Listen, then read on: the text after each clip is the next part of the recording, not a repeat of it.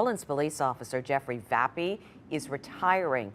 A source tells Fox 8 Vappy's resignation should not stop a Public Integrity Bureau investigation.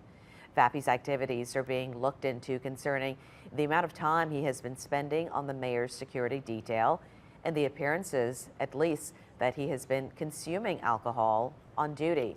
The Metropolitan Crime Commission Chief, Rafael Goyeneche, says if Vappy fails to cooperate with the Public Integrity Bureau investigation, his records will indicate that he retired from the NOPD while under investigation, which could hurt him finding more law enforcement work in the future.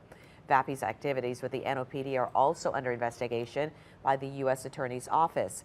Vappy had been removed from his executive protection assignment while the department investigates his conduct on the detail, which has been documented in the Fox 8 investigative series Outside the Office.